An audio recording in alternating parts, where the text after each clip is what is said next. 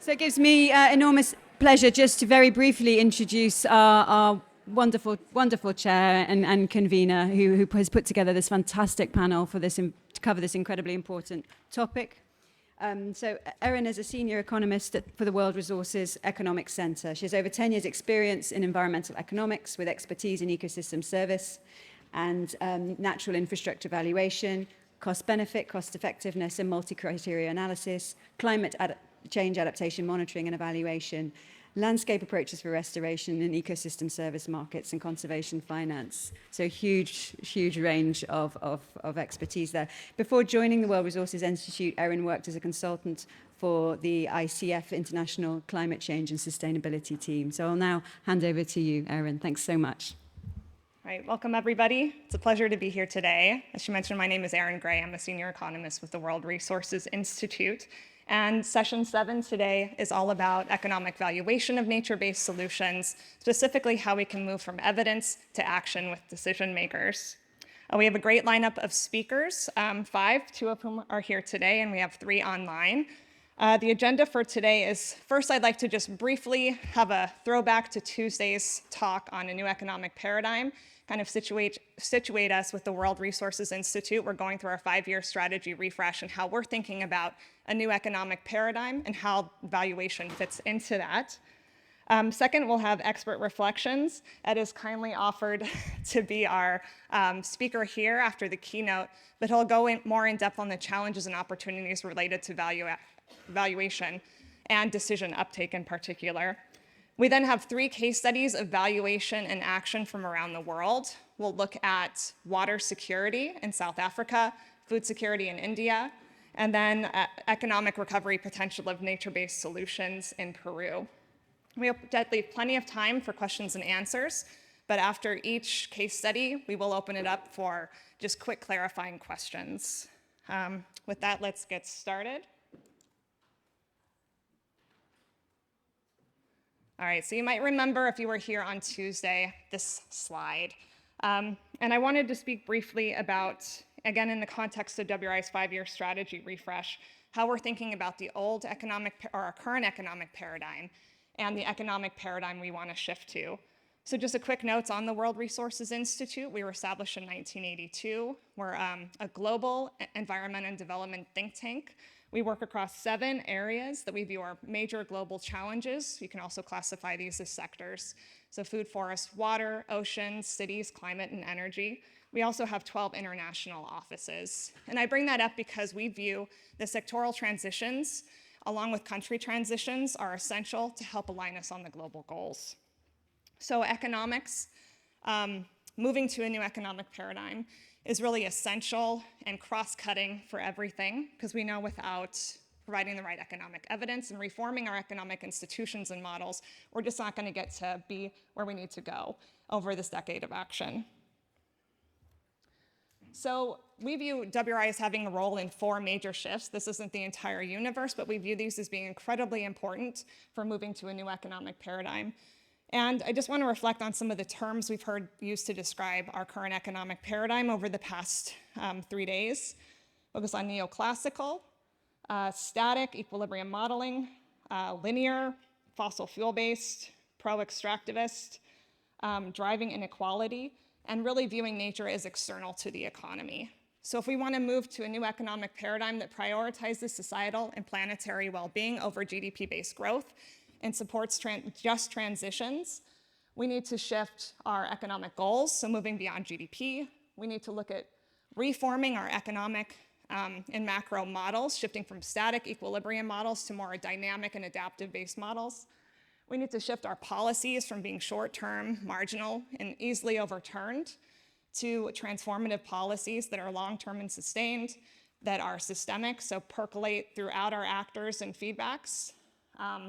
And they're disruptive of the status quo. And I think that's really important because when we talk about economics, we really need to be better at identifying who wins and who loses to create the right policies and incentives. And finally, we need to shift our value system. Humans are motivated by more than cost and price. We need to do a better job within economics of understanding how people work. This next slide kind of shows our view on the NbS lens through all of these, but today with valuation, We are focused on more of the policies piece. So valuation today, I would say, is largely stuck within the current economic paradigm. Our decision support tools like cost-benefit analysis tend to break things down into a single monetary metric, which doesn't get at some of the distributional impacts that we're talking about. Also, when we're looking at valuation, it tends to focus on a subset of ecosystem services that are provisional, instead of getting into more of the cultural services that we know we need to be addressing. So some ways we view that we want to change how we do valuation on our team in the Global Economic Center is doing more distributional impact analysis, disaggregating benefits by different populations, looking at a wider set of goods and services, both in terms of what the ecosystem goods and services are and the geographies that we apply. Analyses tend to be focused at the local level, but we need to be thinking more at the ecosystem scale or at the regional level and global level. There was a recent study that came out that said only 7% of almost 500 ecosystem assessments, which included valuation studies, actually looked at distributional impacts. So that's something we really need to improve on as a community. And finally, we need to move beyond our traditional cost-benefit analysis and our policy appraisals to look at qualitative aspects beyond monetary measures, so looking at risk and opportunities, so we better identify the dynamic and adaptive nature of how humans and economies actually work. So with that, let me hand it over to Ed, again, who has literally written the book, or 26 books on the topic, so we're very lucky to have him today. Thanks, Ed.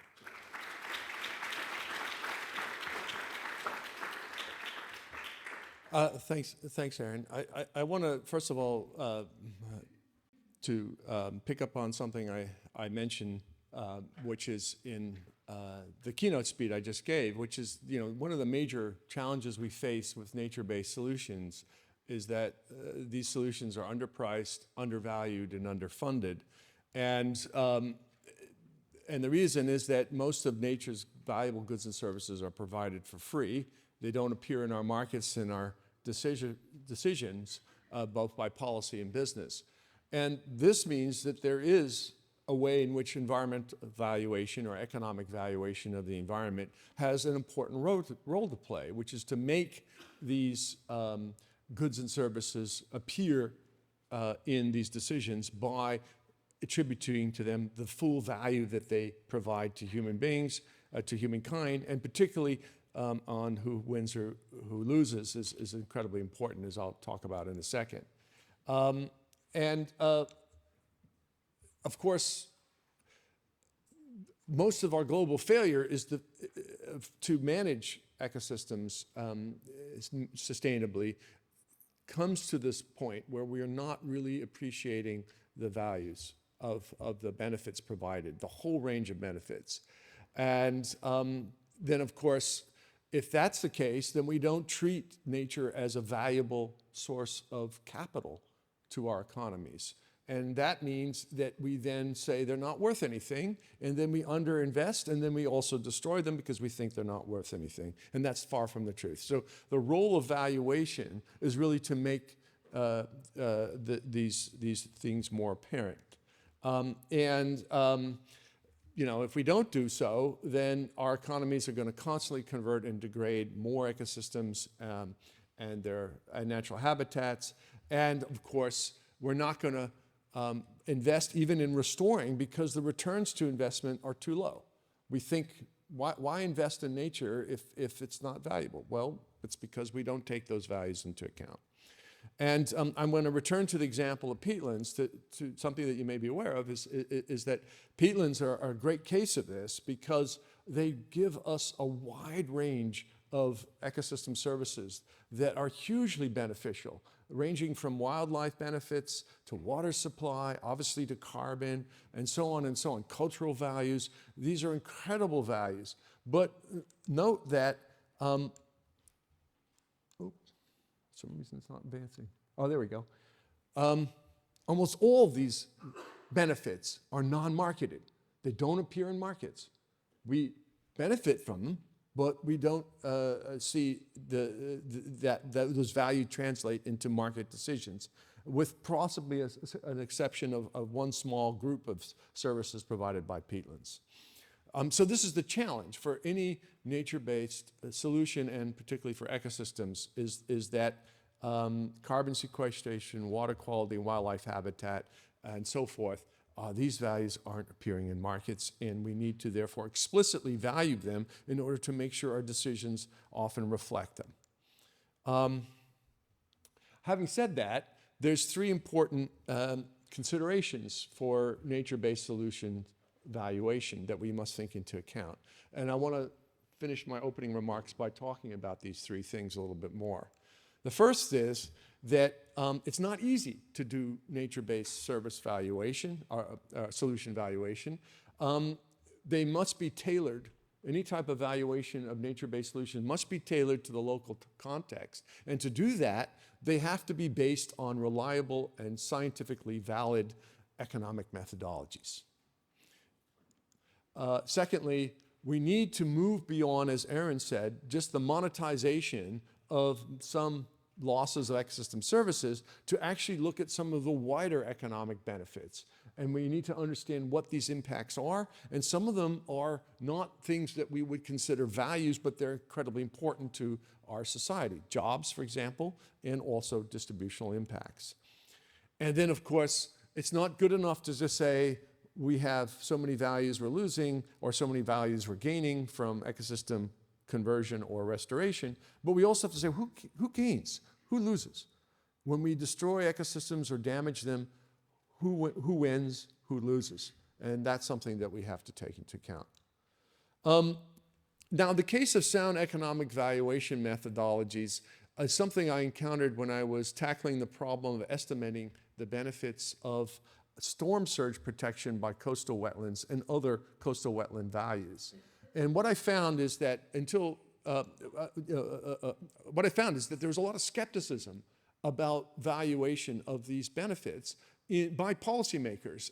So for example, as recently as 10 years ago, a survey by the U.S. Environmental Protection Agency of wetland regulators and policymakers and so forth found that they were very skeptical of wetland values, even though these have been generated for decades, because they questioned the scientific validity of some of the estimates, and particularly with respect to storm protection benefits. For U.S. Gulf Coast wetlands in particularly, the reliability of these estimates were often questioned because many of the regulators who are familiar with the storm protection service of natural barriers like coastal wetlands were concerned that the valuation methods were ad hoc. They were using unreliable estimates, were just back of the envelopes, and weren't taking account key aspects like storm intensity, and the condition of the wetlands, the role of vegetation as opposed to just the physical presence, and so on and so on. So yes, it's important to come up with a number, but how you come up with that number is incredibly important. And if it's not scientifically valid and economically valid, then it's not worth the estimate number in many cases. Now, there is some good news. The good news is that there is a growing number of economic studies estimating the protective value of estuarine and coastal ecosystems around the world. So, for example, I did a recent review of these studies, and I found 41 which were pretty interesting, reliable studies. This article is available if those are interested. And the interesting thing is that the number has been really growing in recent years. So out of these 41 studies, 31 of them have been published since 2010. So since that criticism came out, about skepticism, there have been a growing number of studies, and 31 of them have been done in recent years. So we're learning more and more how to do this. And also, we're doing it more and more for two critical coastal wetlands, marshes and mangroves. So we have reasonably reliable studies now about marsh and mangroves protective value in terms of stopping storm damages. The bad news is that some of the other ecosystems in coastal areas we know much less about. So for example, there's hardly any studies on the protective value of seagrass meadows or sand dunes, or barrier islands, which are incredibly important as offshore protection. There's more studies on coral reefs, which is kind of also encouraging. But again, not enough estuarine and coastal ecosystems are being looked at. Also, the geographical coverage is still limited. Most of the studies you'll see in this table are either in North America, which would include Mexico and the US, as well as in tropical Asia, much less for Africa, Latin America, and so forth. And then, of course, why just 41? Some of you might say, well, I know, I've seen these other studies, these other numbers. Well, there's a lot of other studies out there, but unfortunately, the problem is that many studies are still relying on what we call second-best methods of valuation. They use replacement costs, or they use benefit transfer. You take a value from, let's say, Thailand and say it applies to Nigeria without doing all the right things you need to transfer those values. I won't go into details on how to do the right or what's wrong and right, but I mean, this study discusses it. But the point is that we have to be vigilant here and make sure that sound scientific and economic methods underline studies. There's growing numbers, but we need more. I mentioned in my keynote some of the wider economic benefits of nature-based solutions, and Erin's absolutely right. We need to go beyond just valuing ecosystem services to say, okay, here's a particular type of investment. It either conserves nature or it restores nature. Yeah, sure, we want to estimate the values that are provided to people, but we need to also consider some of the wider economic benefits of these. And as I mentioned, there's direct and indirect employment impacts, which we're finding more and more are important with nature-based solutions. And also, there are multiplier effects in the economy. For every dollar spent on nature-based investments, there are more returns elsewhere in the local economy. And that seems to be highly significant, particularly in developing countries. And then also, we need to look into the pro-poor aspects of it. To what extent are the base investments and the design of the investments leading to pro-poor benefits? And I mentioned the Costa Rica case as an example. The last thing I want to talk about is the who gains and who loses. And I want to draw on a piece of work I did some years ago, but I think is very valid in this case. So the study I was doing was looking at the considerable loss of mangroves in Thailand that occurred from the late 70s through to the middle 2000s. This is where much of the mangrove areas around the Gulf of Thailand and then into the Indian Ocean coast of Thailand, most of the mangroves were being rapidly destroyed by shrimp farm. And the question is, well, who's gaining from this? Who's gaining and who's losing from the loss of mangroves in Thailand? And so I did the economic valuation, but I also then looked at the who loses and who gains. And on the left-hand side, if you look just at the private benefits, the commercial money that goes into people's pockets, the question is, how much are people getting from traditional uses of mangroves versus how much people are getting who invest in shrimp farms, who aren't the same people, by the way. Shrimp farm investors are usually from outside the community. Well, the local community does get a lot of money per hectare from collecting mangrove products, from fishing and so forth within the mangroves. That amounted to almost $600 per hectare. That's the number here. But the commercial private benefits from shrimp farming are huge. So of course the Thai government would argue, well, look how much more we're getting. It's too bad these people will lose this if we convert mangroves, but look how much we're getting returns to commercial investment in shrimp farms. Almost $9,500 per hectare.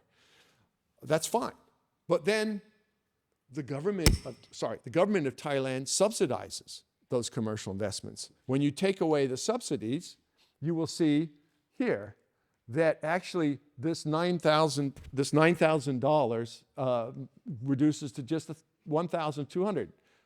And so now the private profits, less subsidies, which is essentially the rest of us paying shrimp farmers, so they're not gaining more for commercially for the economy, it's less attractive. But more importantly, what happens when you take into account all the other public costs associated with mangrove conversion? Well, one is that there's pollution. There's a huge amount of pollution that occurs as you run the shrimp farms. And then secondly, the shrimp farms only last 5 years. So once the shrimp farms are destroyed, who pays for restoring it? Us, or people in Thailand.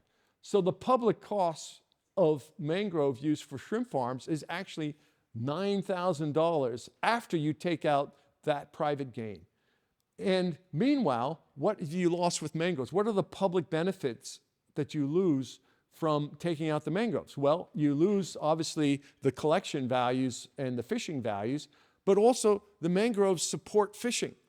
They support the coral reef fishing and the inshore fisheries in the surrounding waters. Those fishermen lose. And then, of course, there's the storm protection value. Local communities lose as a whole because mangroves are often the only barrier they have to frequent storms. And so that's what you lose both privately, and that's what you lose in terms of public benefits when you allow conversion.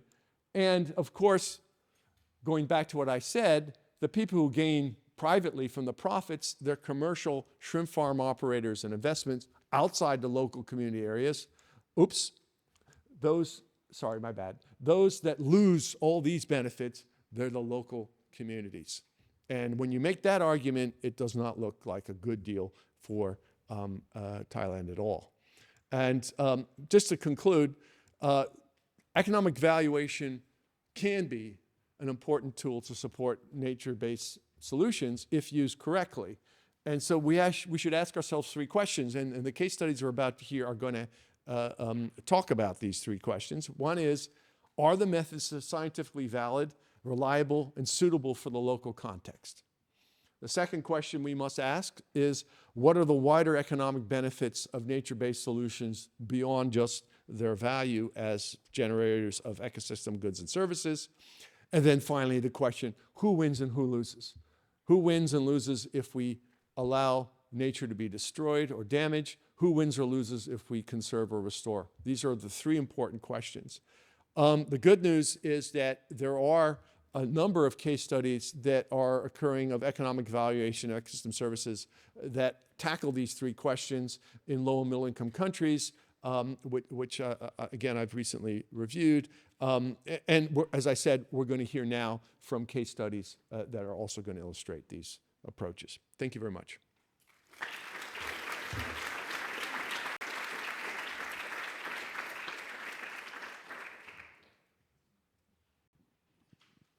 Thanks, Ed. That was a great presentation. Again, really appreciate that.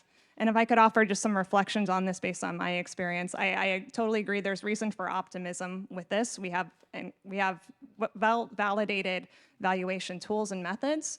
Biophysical models are improving, and we're seeing more and more case studies and valuation efforts. However, I think there are some really important trade-offs to consider with relation to the decision uptake context. So first is, we need to provide decision makers with better evidence. They're working in increasingly complex situations, but we also need to keep the integrity of this new economic thinking.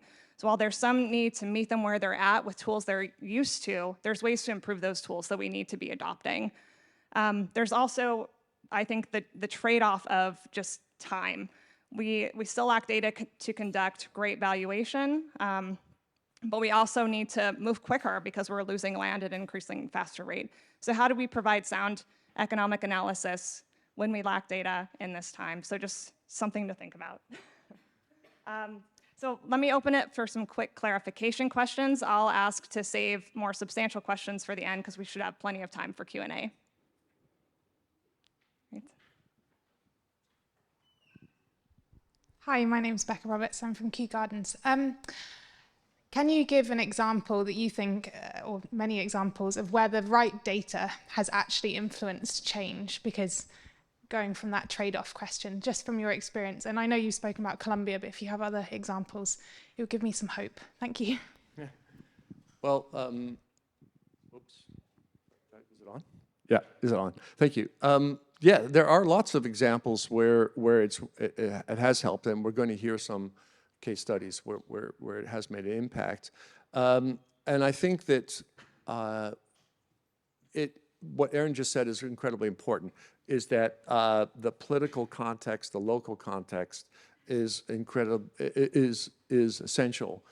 When there are decisions that are made and policymakers are willing to listen, then you can get your arguments across, and where valuation can do it. So 2 examples, that Thailand case study had a major impact in Thailand, and it actually, particularly combined with the 2004 Indian Ocean tsunami, it changed thinking towards mangroves dramatically, not just there, but also throughout South and Southeast Asia and all the way to East Africa. So there is good news. I'm working with the IUCN Mangrove Specialist Group, and there's now attempts to get mangrove restoration going and improve guidelines and learn from past failures and successes, and also recognizing that mangroves, remaining mangroves have to be conserved and so forth, as well as restored. And there's many other examples, but I think that's probably enough. Yeah. Great. We'll take one more. Gentleman over here. Thanks a lot. Great presentation, Ed, again. I was just wondering on your 3 conditions, and the last one emphasizing distributional issues. But yesterday we were hearing an awful lot about participation and recognition as well, and I wondered how important they are in terms of framing those 3 conditions and the way that we then value the economic benefits of those systems. You're absolutely right. Is that one reason why we don't know?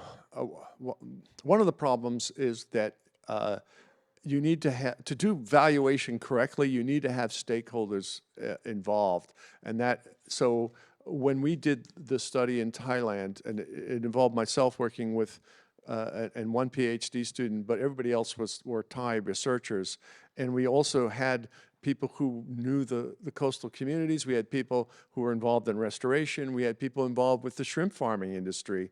And so we had different stakeholders. Now, we didn't have actual formal group sessions and stakeholder but we did listen, and we did talk, and we did listen to what their points of view were, and there was some very interesting that come out. And increasingly, that's what valuation is doing, is to start off with some stakeholder sessions and groups to try and pinpoint the questions and issues. Because sometimes the policymakers ask a question, and what they're asking is not what the stakeholders are interested in. And what you find out is, the stakeholders have very different perspectives. And so that can influence what you decide to do. And it certainly does in terms of taking into account the distributional impacts. Great, thank you. We should have Louise Stafford joining remotely to present our first case study. Is she on the line?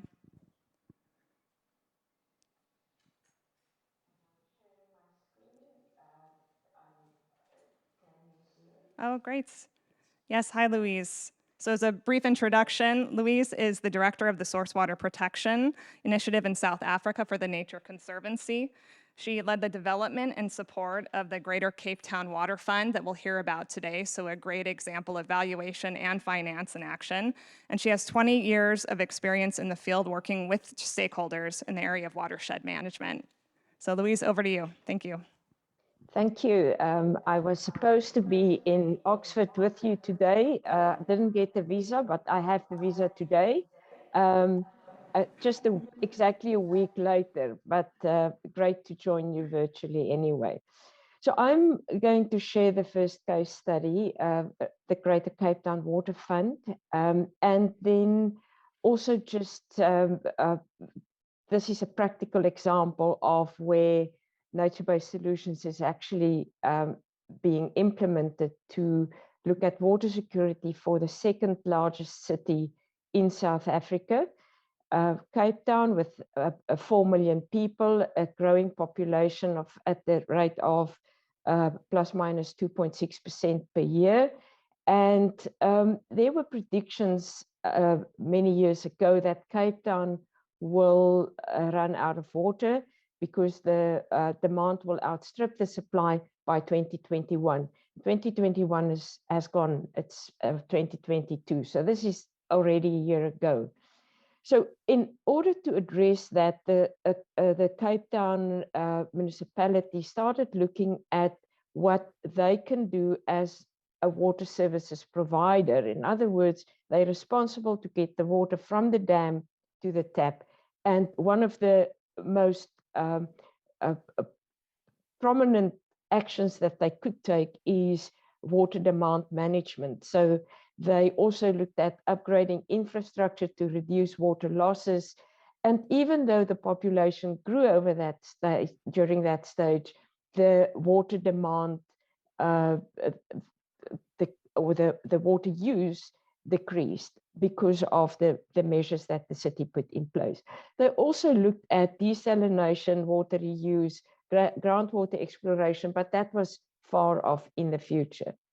Then in 2018, the region was in the grip of a 3-year drought.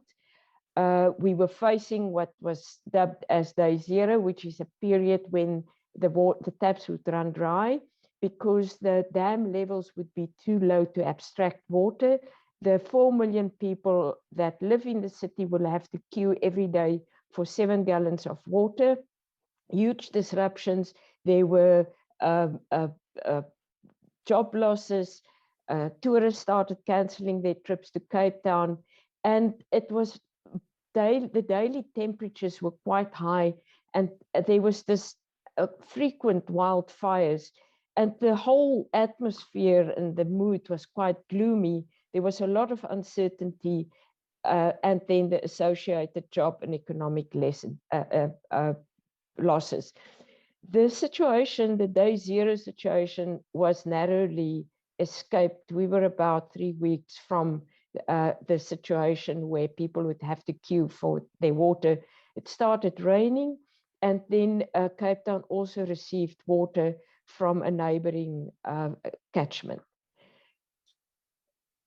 While this was playing out, our catchments are invaded by alien trees, and mostly pine trees. Pine trees were introduced to provide timber in timber plantations, but pines have winged seeds, and we have quite strong winds during summer and often in winter, where the seeds can be blown into the catchments.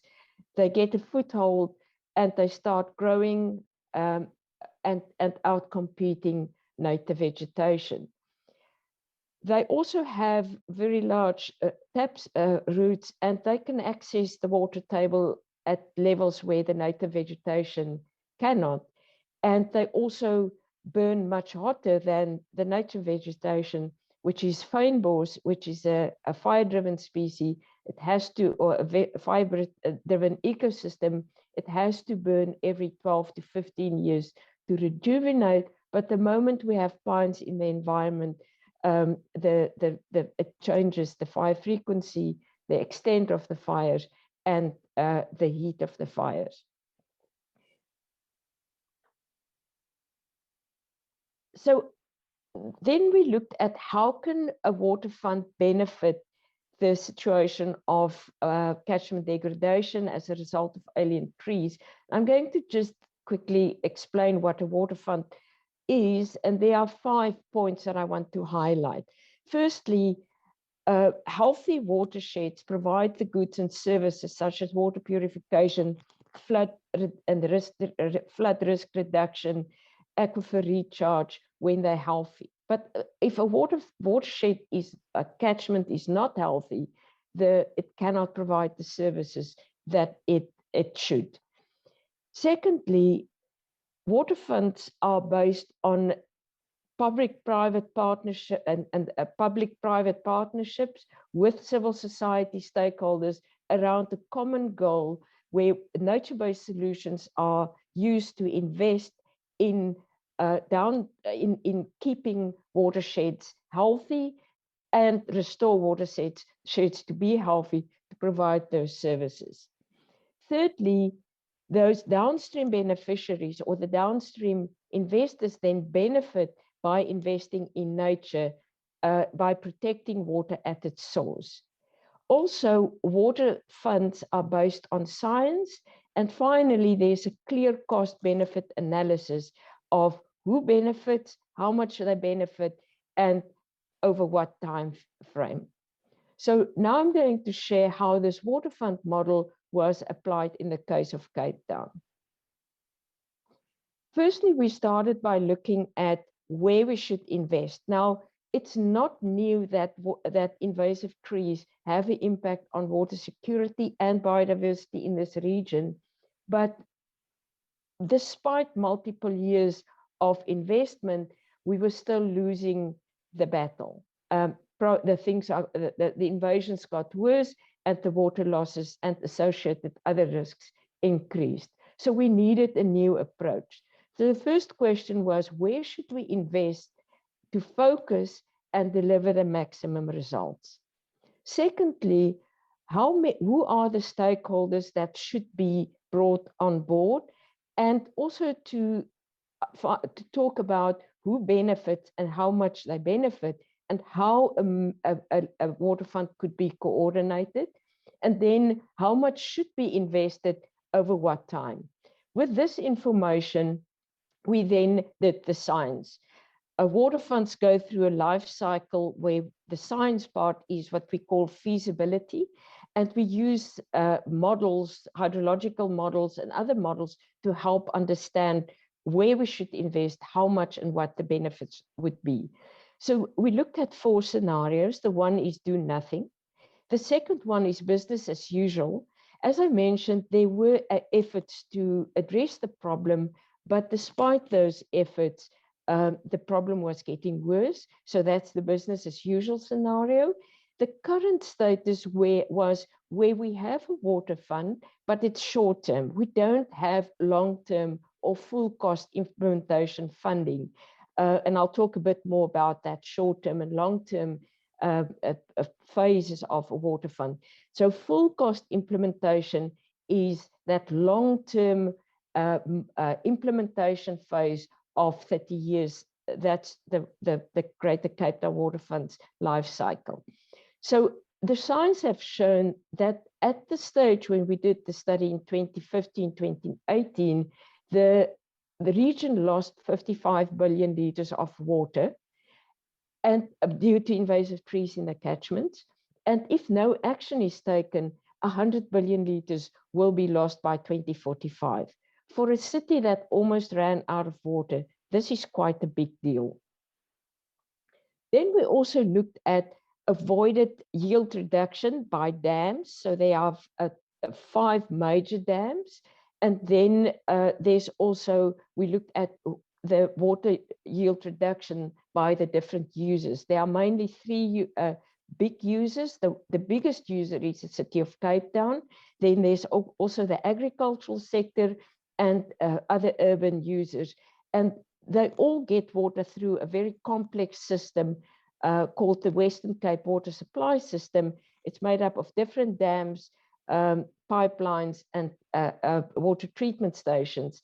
And this is the avoided reduction by user and catchment if clearing invasive or nature-based solutions are implemented. So I mentioned that in around February 2018, we were facing day 0. Fortunately, that a dreadful period was avoided because we received some rain, and it gave us the opportunity to start bringing the nature-based solution conversation into the room. Because and at that precious stage, at the crisis mode, the engineers didn't care about catchments, and rightly so, because they were under pressure to get the water at the taps. And if we then go and say, but if you cut down trees in a catchment, it will produce or will have long-term water security, that wouldn't have been the uptake wouldn't have been too big. But after it started raining, it gave the city officials that breathing time to start thinking about how best to go forward. So we worked with the city of Cape Town, received information from them, and started building the new water future together.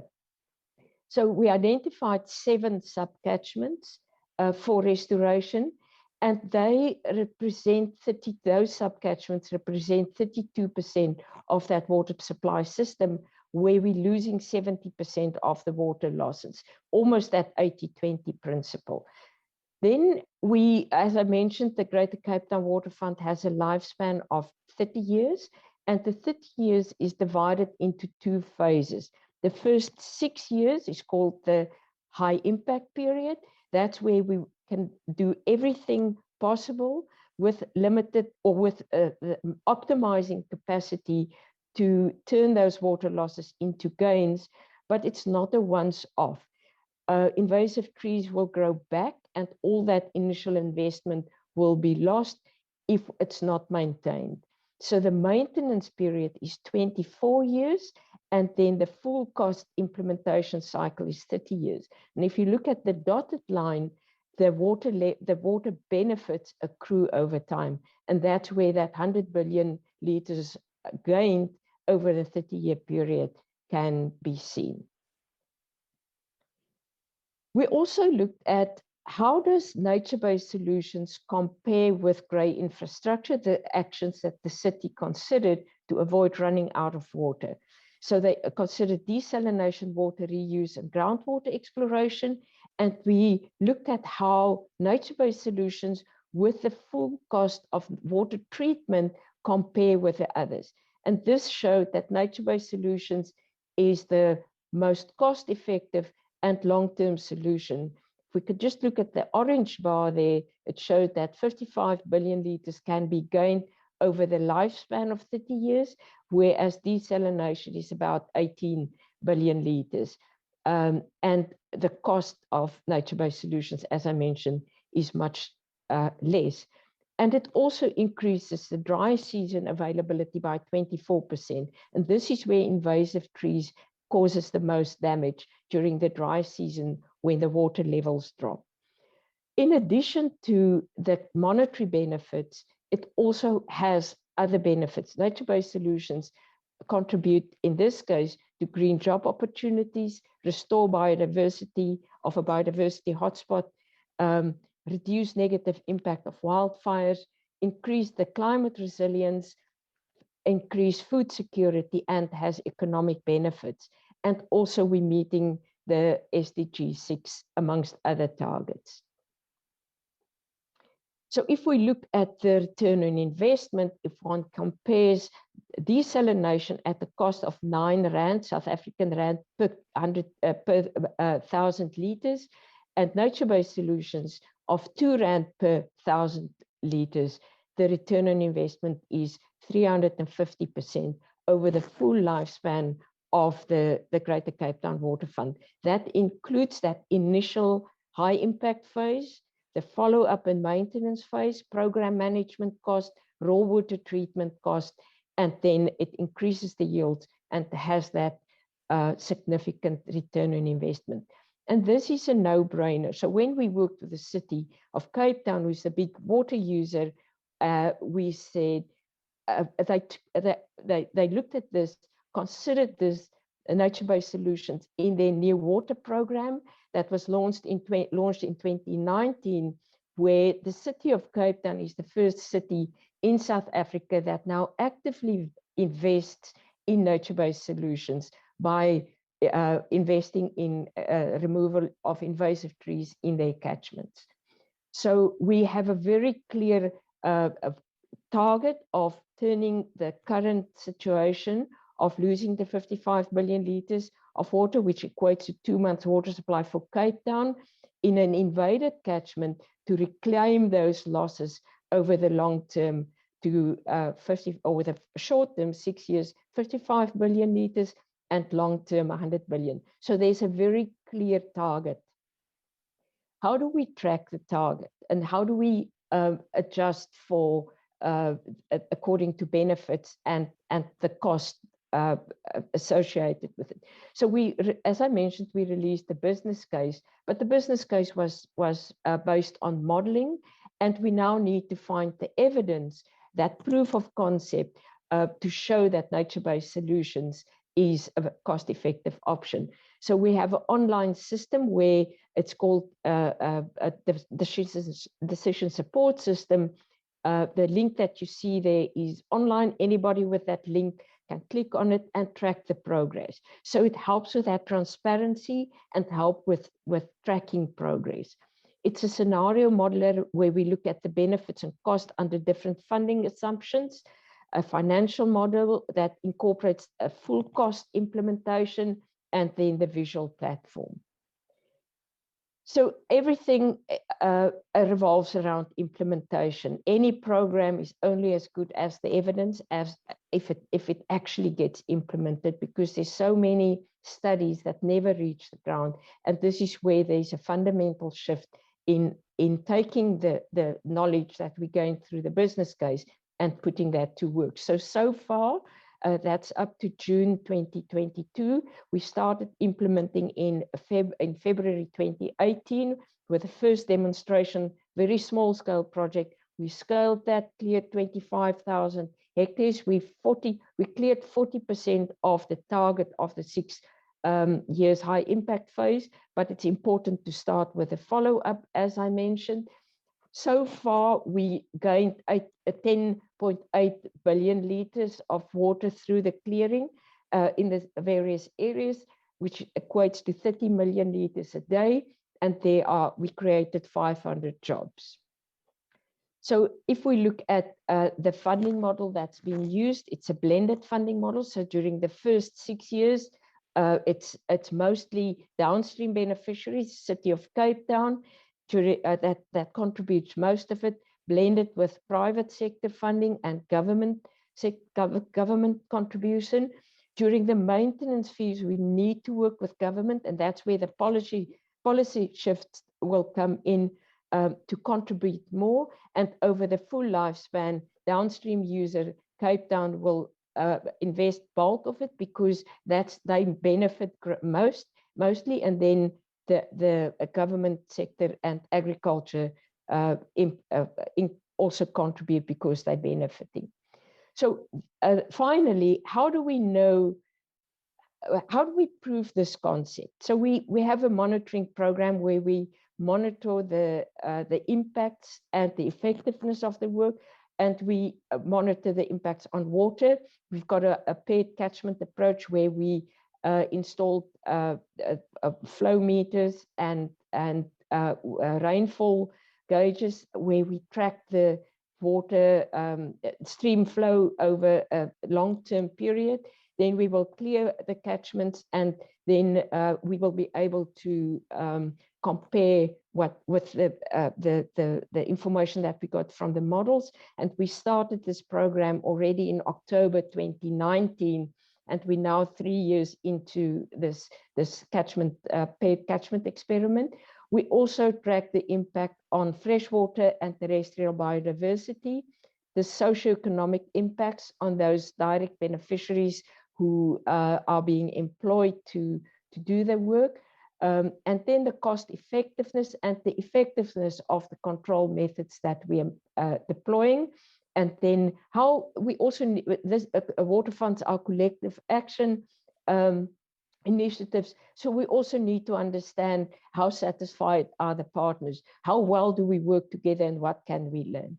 So that's all from me. Thank you very much. Thank you, Louise, for that excellent presentation. I love this case study so much because I think it shows a really progressive case study in some new economic thinking. From the beginning, how you strategize using a participatory approach to help target the right intervention and think about what nature-based solution scenarios you wanted to adopt. From your diverse use of metrics, looking not just at the return on investment, but also looking at the water yield savings. You also talked about green jobs as a benefit to this. I also loved, it seemed like financing was part of the strategy from the beginning. So understanding who wins and who loses and thinking about public and private actors is incredibly important. And I think something we rarely see is this monitoring side of things that you've built into the project. My experience in the field, there's a lot of ex-ante analysis, but not enough that are actually showing how nature-based solutions are actually impacting communities and driving benefits over a sufficient time period, where it gives decision makers faith that this is an option, that it can withstand climate change and other uncertainties. So thanks so much, Louise. Let me see if there are any quick clarifying questions. I see one in the back over here. Thank you. This is Ina Porras from FCDO. Can you just explain a little bit what is the relation of this initiative with the Working for Water program that began many years ago and then expanded to this other Working for social other things as well? Thank you. Yeah, thank you for that question. The Working for Water program is a government. The main difference is it's a government-driven program. And the Water Fund is a public-private sector-driven program. They're complementary, and there's certain advantages of having a public-private partnership over a government-driven program. And it's funding cycles, it is scale, and it is that the Water Fund has the ability to adjust and adapt management much quicker than a government massively big program can do. But they're not mutually exclusive, they are complementary. Thanks for that. Let's take one more. I think I saw this hand first. Oh, go here? Okay. And after this, we'll turn to the next case study. Hi, it's James Hargreaves from King's College London. Very interested in the private sector investment in this case study. Could you say a little bit about the types of private investors who are invested? You may not be able to name them, how they get their returns, and also how easy it was to find private investment. Thank you. Thank you, James. The private sector is a combination of foundations, philanthropy, and corporates. One of the things that we did is we didn't go to anybody and say we need funding. Throwing money at the problem doesn't solve the problem. Start at the right place, and that is doing the science to really be clear on what the benefits are. And this is also a fundamental difference of what water funds offer. So we looked at who the biggest water users are. In other words, those are the industries that's mostly dependent on the water. And we involved them in the process of the feasibility study as part of a steering committee to see how the process unfolds, and then to come on board as they could see the clear benefit for them. So it is who benefits, who cares, involving them in the science part of it, and then people could see for themselves. So it's big bottlers, and the science is mostly funded by foundations and philanthropy. Thanks. Thanks again, Louise. Now I'd like to turn it over to Dr. Madhu Verma, one of my colleagues at WRI. She is the chief economist of WRI India. She comes from an environment and development economics background. And beyond her experience with WRI, she has 25 years of experience with the government of India, working in ecosystem service valuation, green accounting, payment for ecosystem services, and other finance mechanisms. And thank you, Natalie, and the entire team for having me here, all the way from India. Of course, I will struggle to get the visa, but somehow I managed to get it on time and be here. I'm here to, of course, present the ongoing work which I'm doing in WRI, which I joined almost 2.5 years ago, as rightly pointed out by Erin. Also to take away lots of lessons and learnings and going with enriched body of knowledge, because so much is being shared here and such enthusiastic people, very passionately, they work for the sector, work for the ecosystems and trying to present. And so influenced by, I've been following Barbier's work and had me handholder to the domain of ecological economics for many such cases. Good to hear everybody here. So I'm going to talk more about, the ongoing work which I'm doing at WRI India regarding the nature-based solutions in agricultural sector. It is the study where we talk about, how to transform agricultural sector, reimagine, realign agriculture sector by bringing nature to the center. Because, and of course, with the previous examples, we have seen that we've learned from disasters which has happened. We talked about, Dr. Barbier discussed about what happened in shrimp cultivation in Thailand. We just saw the case of South Africa. In fact, we happened to be there in 2018 for a WIPBES meeting when this was going on. And we learned about coastal defense mechanism when tsunami happened. And we learned the value of oxygen, I must say, through COVID, and why should we conserve wildlife habitats and wilderness areas, because we know what happened after that, and we are still, reeling under the scare of what happens next, which strain comes up, and we paid huge cost of, mitigating those damages, and huge health costs have been paid. So what I'm just trying to do, what I have been doing all my life in my previous institution for working the value of forest, so-called making the hidden visible. It's being shown in the last presentation, the keynote address as well. There's so many benefits come out of various ecosystems, but we don't, value them. We don't price them, or if they are priced, they're very lowly priced, and underpricing also happens, and underinvestment also happens in these cases. So how to make this hidden visible is the greatest challenge for all of us when some environmental benign interventions are being made, but not much compensation goes for making those efforts across various ecosystems. And I worked across forest ecosystem in India to make a case of green bonus, because interestingly, I worked for a project on diversion of forest, where I worked to the value of diversion, but I realized this huge conservation goes on. Some states are directed to keep their 2/3 areas under forest and tree cover, but nothing is paid back. So using the tool of valuation, I built a case for last 12, 13 years, and very happy to say we established one of the largest PS mechanism in India for compensating for forest conservation. So I'm just taking it forward in the agriculture sector over here through this particular study. So moving forward, so this is all, the whole, spectrum of studies, we have been writing a lot. And at the same time, this is the very opportune time to have this conference. It's the UN Decade of Ecosystem Restoration. India also built a case with FAO to take it forward next year to be International Year of Millet Conservation, because this is one of the crop which is climate resilient, which is biodiversity rich. And as said, biodiversity means climate. If you are able to conserve biodiversity, you are able to respond to the climate change impacts definitely. And worked across, NbS has given us a new terminology for ecosystem services to make it more familiar with the common population, is nature's contribution to people.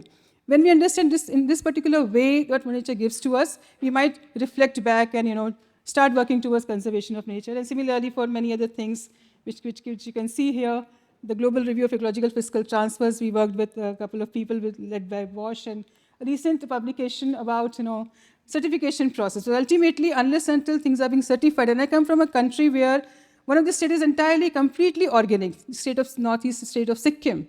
But lots of issues are still reeling over there which need to be taken into consideration. And taking the paradigm forward, what I worked for the tiger reserves in India across 16 tiger reserves, across the entire range of tiger reserves in the Southeast Asian regions, I'm taking it forward to the agriculture. So a couple of things we published while doing this particular work as well that just wanted to mention it to you.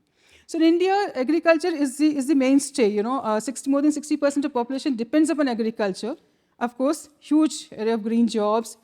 They contribute towards food production, they contribute towards GDP, but the contribution is very low in terms of visible benefits coming out of agriculture. And it is also facing lots of issues in terms of so-called green revolution, which happened in India since late 60s.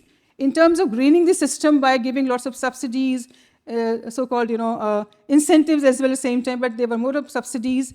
We gave subsidies for electricity, water supply, water extraction, for pesticides, insecticides. We made the system black and brown. So that needs to be corrected. Definitely, that's why we want to reimagine, calibrate agriculture sector. So correct these issues, an interesting report was done by the government. A committee was appointed, and a huge 17-volume report came out, led by a very senior bureaucrat, and of course, and he's an economist as well, PhD from America. And then he came up with the 5 pillars which need to be actually addressed in the system: by increasing productivity, reduction of production cost, optimal monetization of produce, sustainable production technology, and risk mitigation along with the value chain.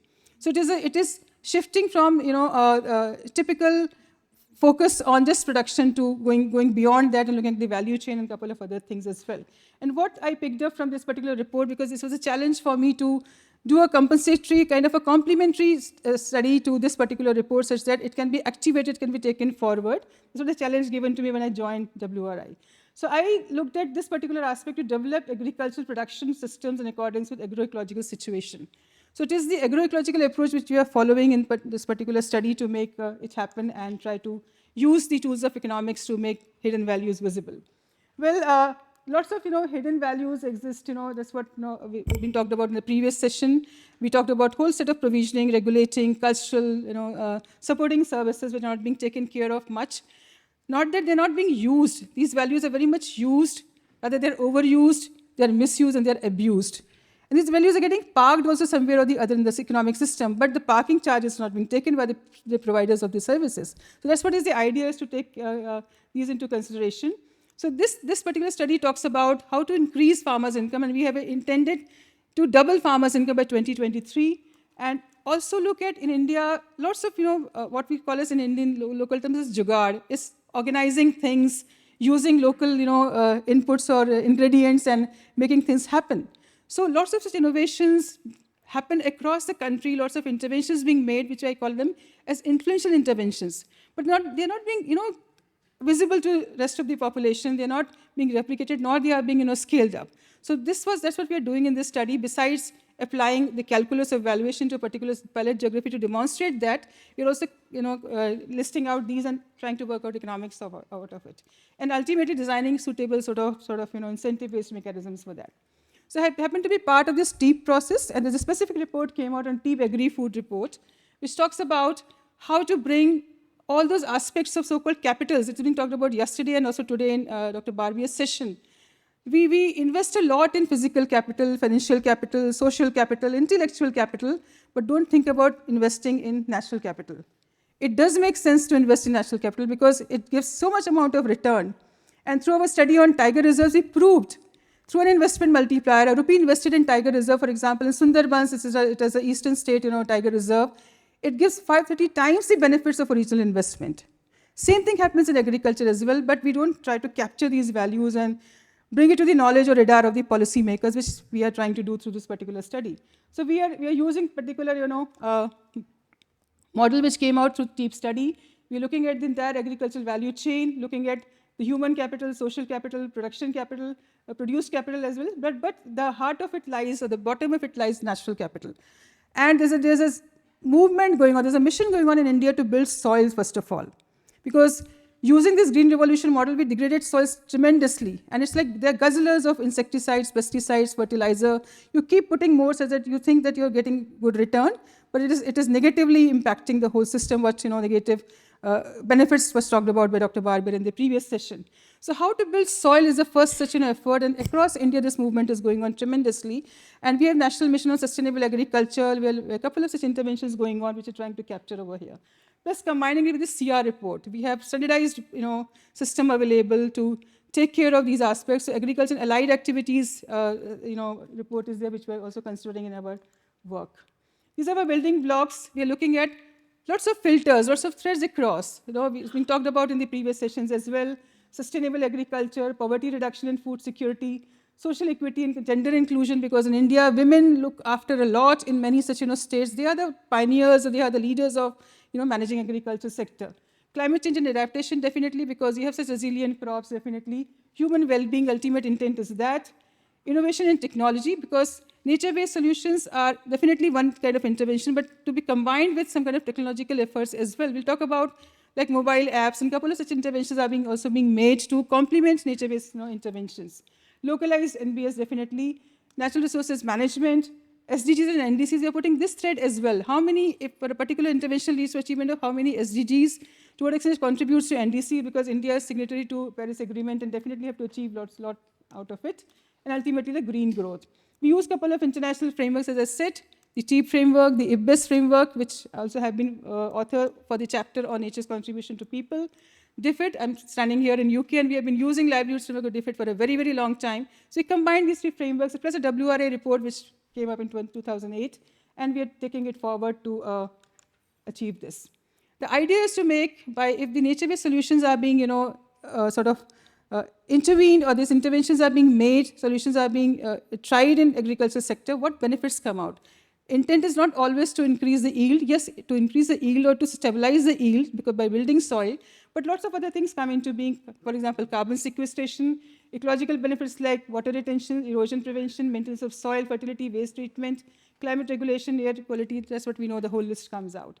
And very importantly, India is a country where agriculture is life, agriculture is religion, agriculture is culture, and we have so many traditions, folklores, festivals around agriculture. So this is we were losing, and we're trying to just revive everything back by indigenous knowledge systems to be strengthened. They will need to be made visible. That's what the intent of capturing this thing. And of course, All the welfare indicators, we're also looking at how they also help in, capacitating people, doing a lot of, strengthening of people's own knowledge, literacy levels. Then only they are able to achieve the ultimate objective. So we did 2 things in particular project very quickly because time is short. To apply the entire TEEP calculus to a particular geography, to experiment there, to see what challenges you face when you apply this entire calculus. You want to capture your physical capital, financial capital, produce capital, natural capital, the whole set of human indicators. Plus, we also, it's not always, when you say economic valuation, it's not always means numbers and monetary value. It can also be done by non-monetary methods by capturing this kind of information. Maybe qualitative techniques are used for that particular purpose. We did agroecological scoring by knowing about a couple of things which you can see in this particular table. And crop residue burning, for example, is one of the major challenges that India faces, And in Delhi gets dark, where I live now, during the month of November, when the harvesting happens and people, instead of taking out stubble, they start burning. Stubble is the easiest way to get rid of the crop residue. Similarly, we looked at a couple of other things in terms of kind of manure made, whether they are using their own organic manure, whether they are having any bunds in the field, whether they are practicing tilling, organic manure like that. So we got this agroecological score and tried to see the health of the economic system, health of the agricultural system. We have soil health card as well across India, across all agricultural fields, but like a couple of things to be taken into consideration. Plus this kind of analysis to just quickly take care of all such aspects to quantify benefits which are generated in the agricultural system. But the most challenging things, I would say, happiest thing to happen in this study is to document interventions across entire value chain and across a couple of other thematic areas like fisheries. We have value chain of production, manufacturing, processing, distribution, marketing, rental, and household consumption, like that. Plus, also looking at cases across these areas. So we have climate smart villages in Haryana, diversification of millets in Uttarakhand, community managed natural farming. It is the case of India which has given to the world so-called zero budget natural farming. And we started with few farmers. It is a number of farmers, billions of farmers are associated with this particular kind of scheme. So this is what we are doing. I'll just not read out. Interesting example of Araku coffee, got a very high ranking recently by connoisseurs of coffee. It is biodiversity rich and it is organic coffee. It is shade grown. Ina is sitting here. I remember her documenting a case of serving biodiversity in a coffee cup. So that's what Araku Valley is doing for producing this. Very interesting collectives of women farmers are being organized.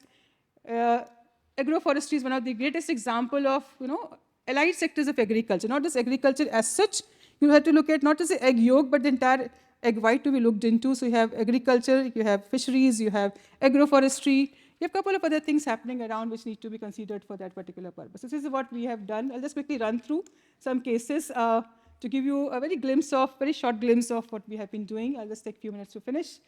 Starting with the state of Sikkim, which is the organic state in the world. We say the Sikkim was naturally organic. It never have had chemical, based cultivation. But still, people were cultivating for themselves, not for the rest of the market or rest of the world or rest of the country. But now they are trying to make, creating surplus and send it across, to the world for that, for their organic produce.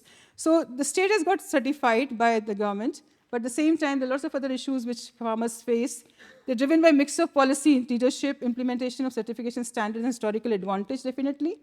There are a lot of startups coming up in agriculture sector in Sikkim. Definitely, but they require what we say. I was saying, NbS require complementary things of agricultural infrastructure fund, creation of FPOs, the farmers producers organizations, enough amount of funding to be given to them. And ironically, the inorganic cultivation in India has got subsidies, but not the organic cultivation. So that's what a couple of things came out of the entire discussion. So we did, many ways of capturing information. We did causal loop analysis over here. You can see in the next diagram, looks like a transportation network. I'll not explain because it's quite complicated, but we try to pull together the 3 elements of a model: the people, the process, and the products. So what is happening in Sikkim in case of organic farming, whether the fields are enough to provide you surplus, whether they're getting requisite prices, because it will face competition in the normal market where the chemical-based farming produce is also being available, and you have your organic produce, which have to compete, and maybe you don't get the premium price available for that. Plus, you are covered under Farmers Producers Organization by a department of cooperatives, but that doesn't give you loan. You have to go to bank, but your FPO, bank doesn't give you loan. So lots of such problems exist, which we worked out through this causal loop diagram, and trying to provide this solution so that state can really become so-called organic state and gets advantage not just nationally but internationally. Interesting case of, this is the case of India, is community-managed natural farming, called zero-budget natural farming, or community, where we are combined, communities initiatives, and it is the one where you actually try to build the agroecological system by building soil first, conserving water, increasing microorganisms, and going for crops like for millets, which also fix nitrogen. So lots of such things which build your agroecological system first are required. Zero tillage. So it's like extension of the practices in forestry to agriculture. And inspired by this particular work, the government of India declared a policy towards natural farming in India. And they're going in a big way from this particular budget to go across the country. And then this, what used to be just led by a very charismatic Indian Administrative Services officer, 40,000 farmers in the beginning in 2016 now goes to 750,000 farmers which are practicing this, which is very low cost. It is based upon basically use of cow dung and cow urine, and no other input is being used for that particular purpose. Local seeds are being used for cultivation, and they're really getting good returns out of the whole system. This is what is established through self-help groups, and it is scalable, and sustaining and strengthening, but require further marketing support. Very interesting work of millet cultivation in Madhya Pradesh, where again this is the state which is leading millet cultivation by using native species, because they definitely have huge climate resilience. It is a biodiversity-rich state. Variety of millets are being produced, and they are earning sort of a premium price in the national and international market. Very unique varieties grown in tribal areas of Madhya Pradesh. So this is one case that we have documented. Another interesting case of climate-resilient paddy-cum fish farming. That's what I was trying to say. This is one of the ways of actually using the model of agriculture and wetland together, such that the flooding can be controlled in one way, plus at the same time, rice and fish can be cultivated together and can give good returns to the farmers. So there's a National Fisheries Development Board which has promoted this, and we have documented many such case studies over there. And another one which is in process is coal fisheries in the eastern state of India in Jammu and Kashmir, and has given good benefits to farmers, initiated by a government organization, Assam Agribusiness and Rural Transformation Project, and really transformed the livelihoods, incomes, and created a lot of green jobs in the system, along with building the soils and building the infrastructure over there. Next is the case of agroforestry in Yamunanagar, which is the agroforestry site of the country, where because green felling got banned in India since 1997 in many states, so you didn't get enough wood supply. But they promoted agroforestry in agricultural farms, such that people can produce and give that. But another interesting thing here, there are two varieties of poplar and eucalyptus being planted, but more of eucalyptus in the beginning, but they turned out to be water guzzlers. Instead of supporting the agriculture system, they drained the agriculture system. But there's still available, there's a subsidy available to take from nursery the saplings of eucalyptus. But another variety which was introduced later on, called as poplar trees, which rather provide many more ecological services, are still to be given a subsidy for their multiplication. But at the same time, it led to huge production of wood, and then the industry also survived greatly and provided a lot of jobs to the population. Very quickly to another interesting case of Aranyani food forest. So in India, lots of food will get available from forestry sector, but in due course of time, because of a lot of diversion happening, encroachment happening, we lost many forest areas and food as well. So medicinal plants, many medicinal plants, many such daily usage, for example, gooseberries and a couple of others, and we get a typical sort of a leaf which is rolled up to produce cigarettes, is huge, quantities available from forest, but gets lost because of this particular diversion happening in the forestry sector, encroachment as well. So a very charismatic person took this initiative of planting food forests across the country.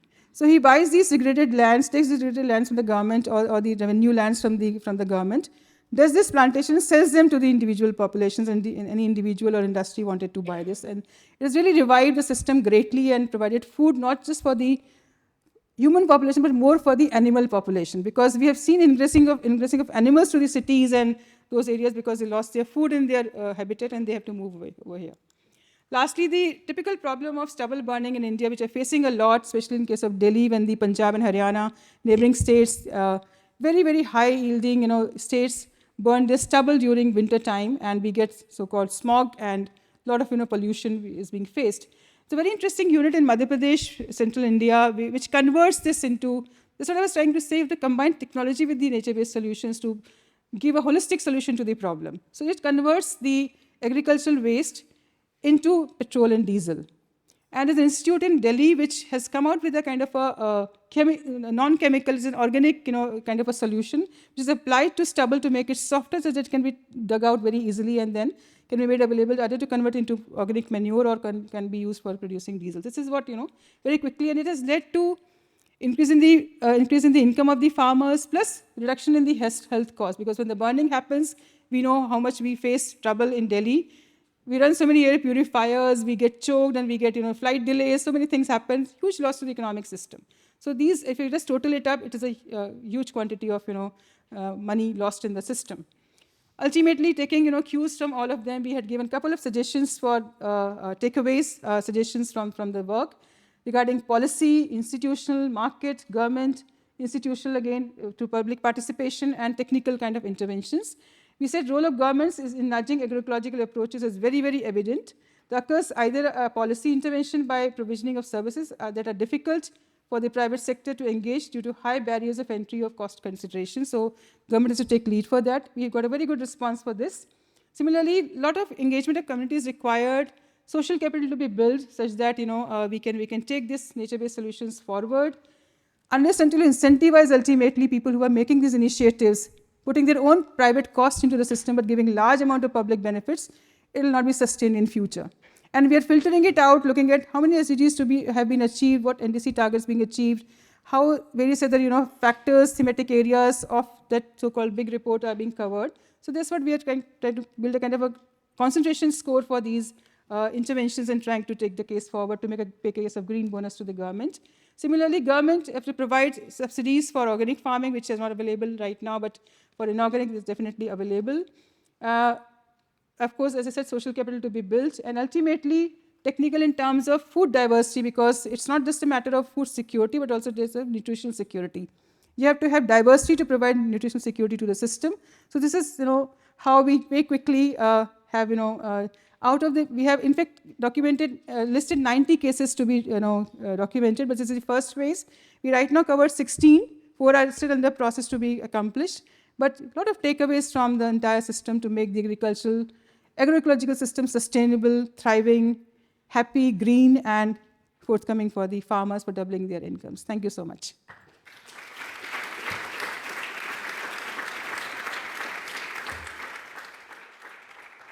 Thank you so much, Madhu, for that great presentation. Very comprehensive, and I think a great model we can use to think about agriculture in other countries. In the interest of time, I'm going to hand it over to Florencia and Yadira to present our last case study. Florencia is the director of the Mountain Institute based in Peru. She also works with the Nature-Based Solutions Initiative in Peru, and she's an anthropologist and naturalist by training. Yadira is the project coordinator and a researcher for the Mountain Institute with expertise in agricultural science and resource economics. So over to you two. Thank you. Thank you, Florencia.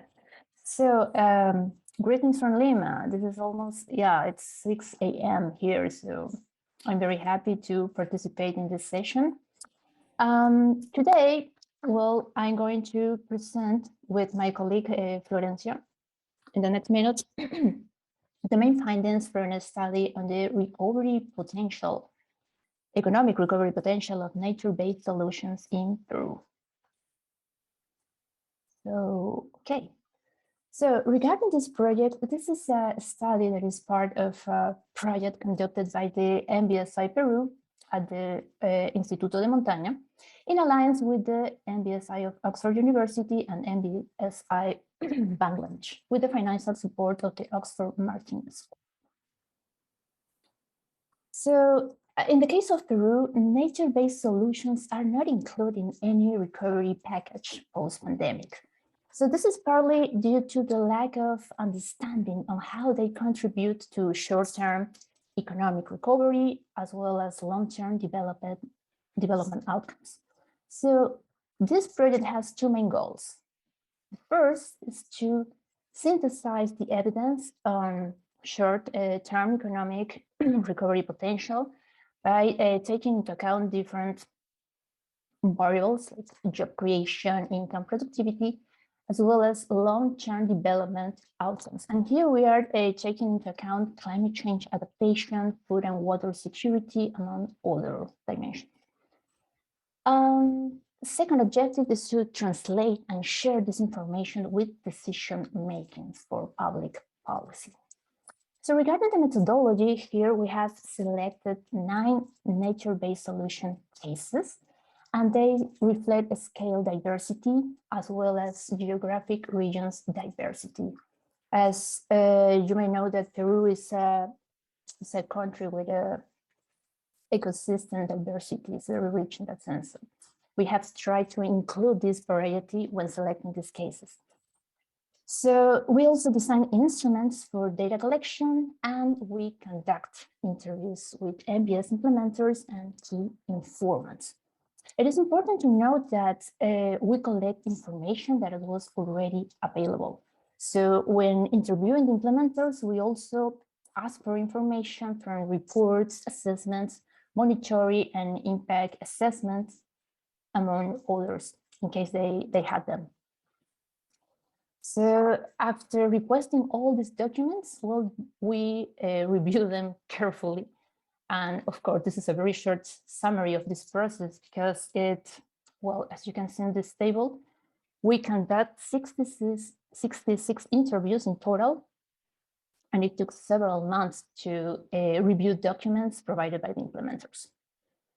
So regarding the dimensions, we collect data, or at least we try to collect data on 2 main dimensions. First, the short-term economic recovery potential, and here we have 3 main, let's say, sub-dimensions: employment generation, livelihoods, productivity, and income.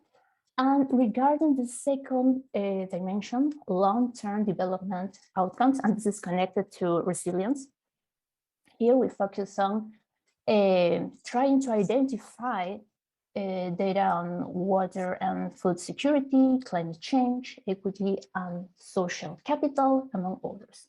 And finally, we also try to collect data on the impacts of the pandemic. So here under this table, we can see this, the 9 NbS cases that have participated in this study. As you can see, we had 5 local cases, 1 subnational case, and also 3 national cases. And they are located in diverse geographic regions and implemented by diverse organizations. And here we have the logos of the organizations behind our selected NbS cases. So before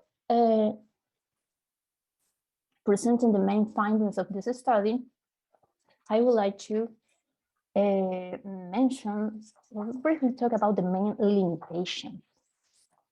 So first, we have identified 3 main types of limitations. So the first is information access, the second group is information gap, and the third group is represented by information quality. So regarding information access, well, data collection took some time, several months, and it also depended on implementers' time availability as well as willingness to collaborate.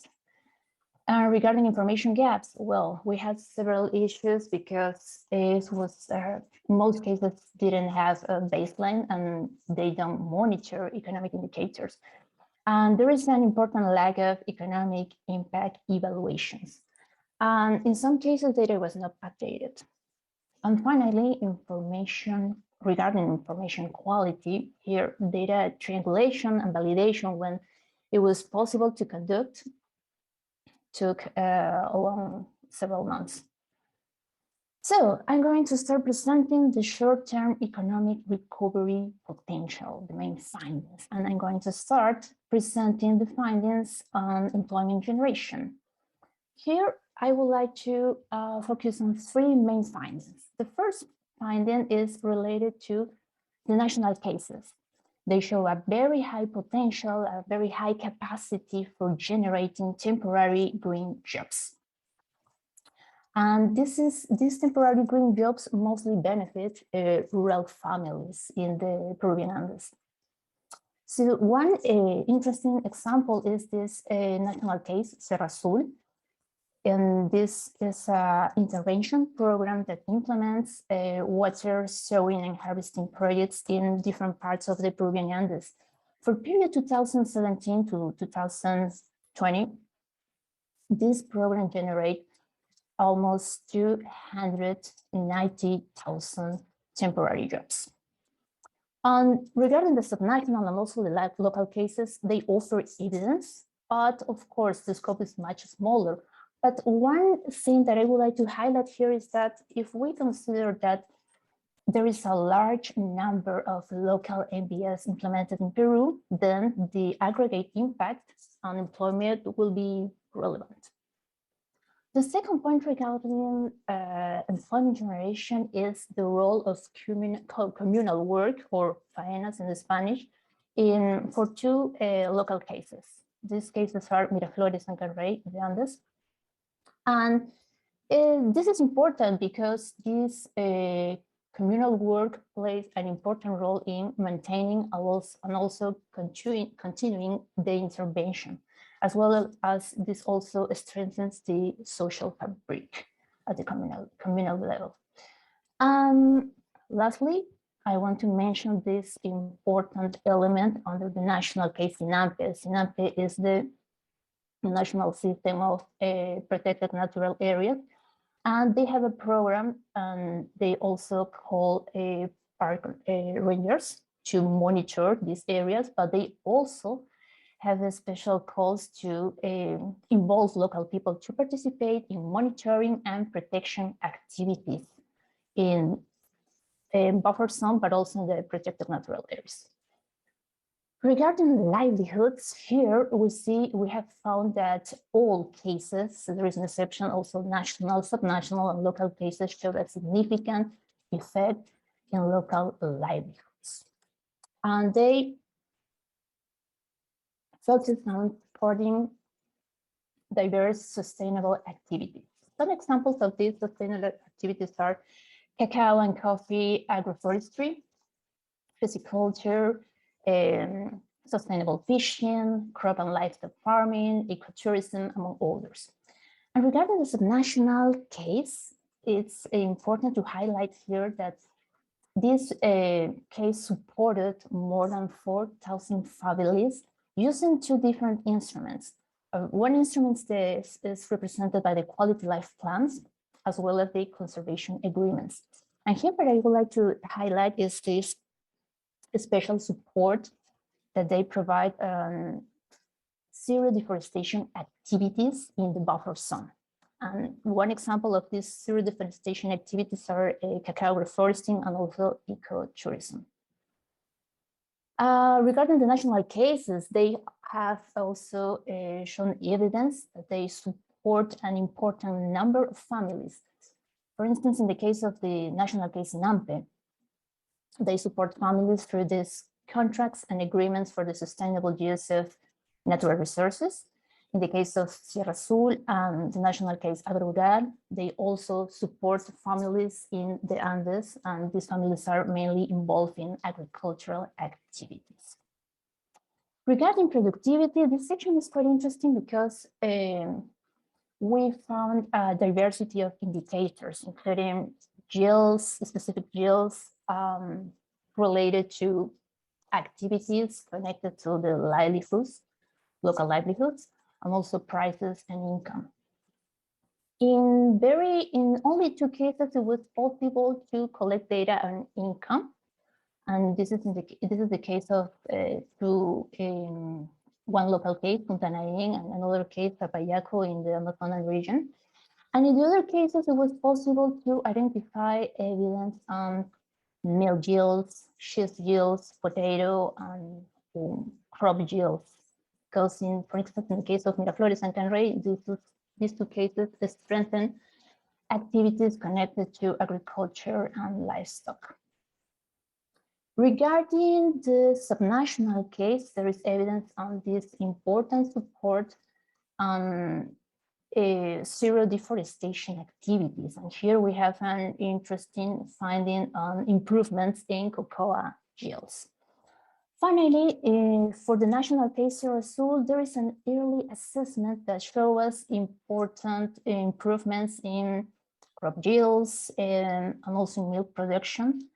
But of course, this is an early impact assessment, so it is needed further assessments to confirm these findings. And for other national cases, for example, Senampe and Agro-Rural, it was not possible to collect data on this dimension. Now, I would like to invite Florencia to present the long-term development outcomes. And here we have three main sub-dimensions: water and food security, climate change, and equity and social capital. Please, Florencia. Well, just to mention very quickly that cases which water security was a goal, improved water access, both quantity and quality for human consumption and agricultural and livestock use, that in turn linked to livelihoods and productivity improvement goals. And we saw it in a very clear way in several cases, how improving water access improved food security and livelihoods. And for national cases, just one case improved and benefited more than 37,000 families. Regarding climate change adaptation, it was a goal for almost all cases, and cases focus on reducing vulnerability by increasing water and food security, increasing productivity and income, reducing sensitivity of ecosystems, strengthening of local organizations, and strengthening local knowledge about climate variability and change. Also, it is interesting to note that two cases worked on recovering indigenous and ancestral technologies and developing hybrid technologies using low cost and local materials and strengthening local identities at the same time. Regarding climate change mitigation, it was a goal for three cases, and it is important to mention that 10 RED Plus projects in Peru, from 10, 3 are located in protected areas that reduction emission from more than 36 million tons of carbon equivalent.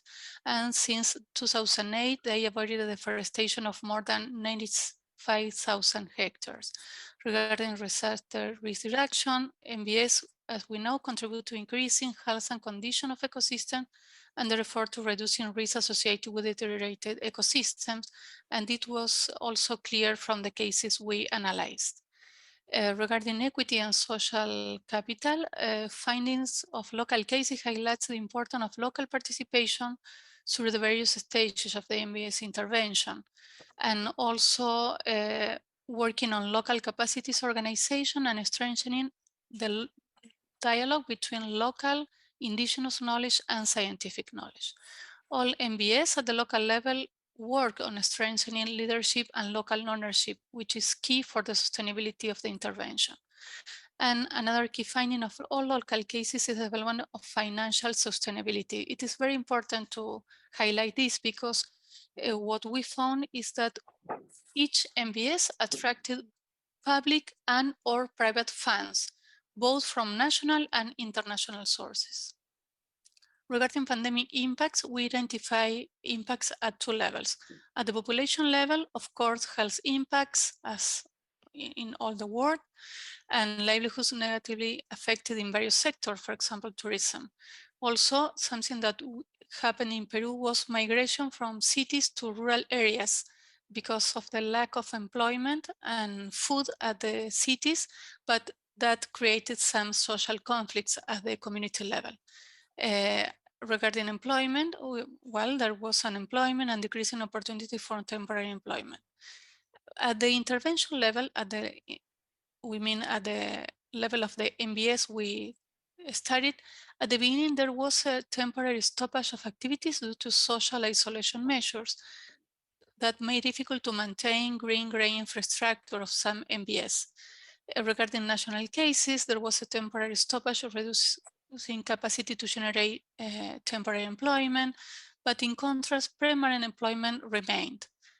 Also, there was a slight increase in deforestation rates due to limitation in patrolling and monitoring. But also the NbS helped to caution the impact of the pandemic.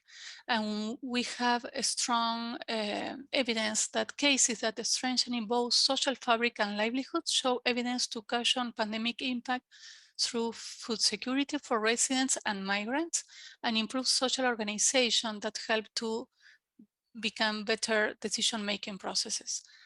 At the national level, the protected area system provide not only green shop, but also aid programs that reach vulnerable indigenous communities in very isolated areas.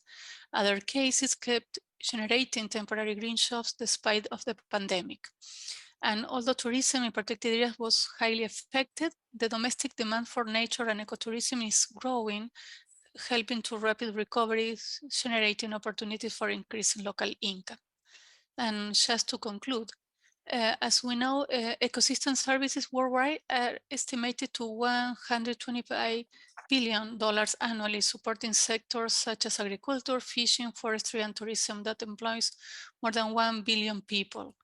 A recent report estimates that more than half of the global GDP is moderately or heavily dependent on nature and its services. In the case of Peru, the biological diversity of protected areas generates each year more than $1,000 million to the national economy.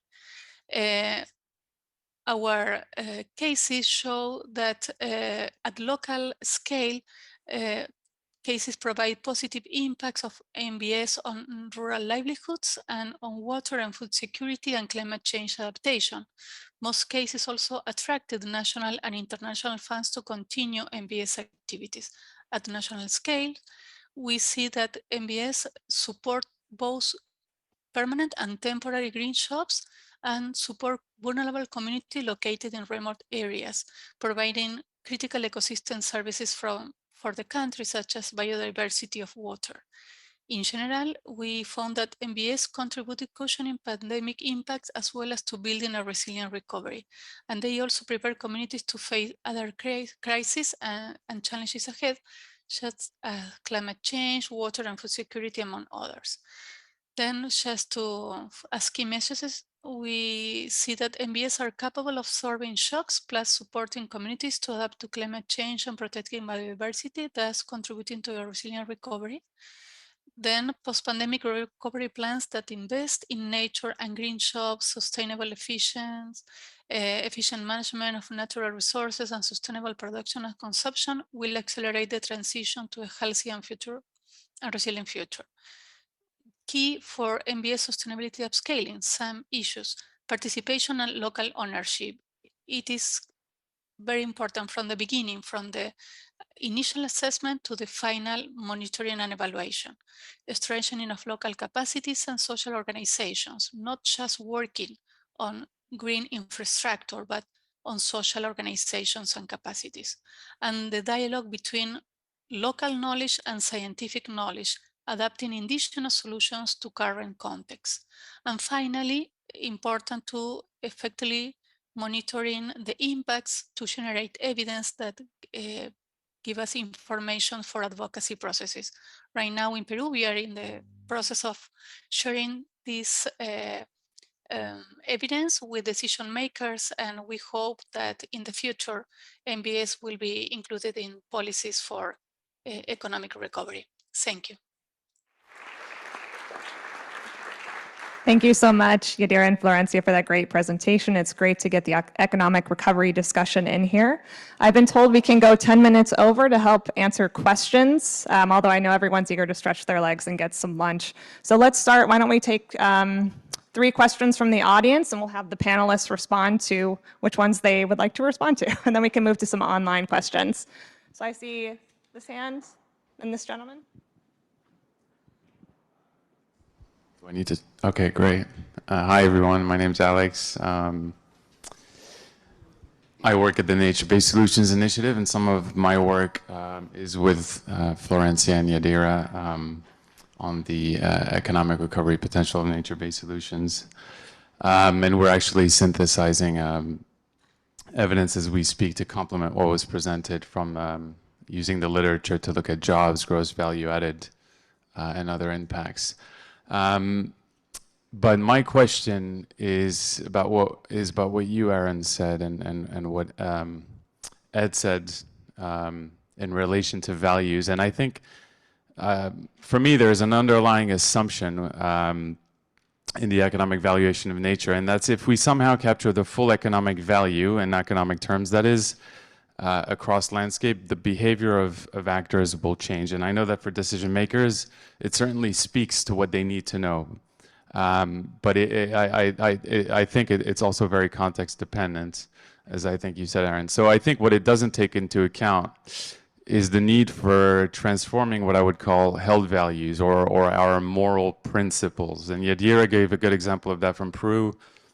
She mentioned that nature-based solutions also contribute to values of solidarity and common welfare. And these are value systems that drive stewardship, and they're not static. And you said, Erin, we need to see a shift in value systems. So how does that marry with what you said, Ed? Because you said we need to treat nature as a source of capital, but and I would certainly say that that's an important argument when it comes to decision making and incorporating the value of nature in government decision making and to understand the impacts and dependencies businesses have. But it seems to me that this doesn't really transform our value system. So I was wondering if you could comment on that a little bit. Thank you. Great, thank you. Let's just take one more question, then answer that, because I think there's a lot to that first one. This gentleman up front, blue shirt. Thanks. I'm aware it's competitive. Yeah, I just had a question, kind of historical question, really, going back to the economic paradigm at the beginning of the session. Just outside this room, there's a display that reminds us that, absent human activity, Britain would be completely covered by woodland. And going from 90% to 10% was and is not inevitable for our survival. So related to that, my question is, how can we build land opportunity costs and natural capital opportunity costs more broadly into the economic paradigm, especially when those opportunities have lain largely forgotten for decades, centuries, or even millennia? Great, thank you so much. Ed, do you want to start? Thanks, Erin. Great questions.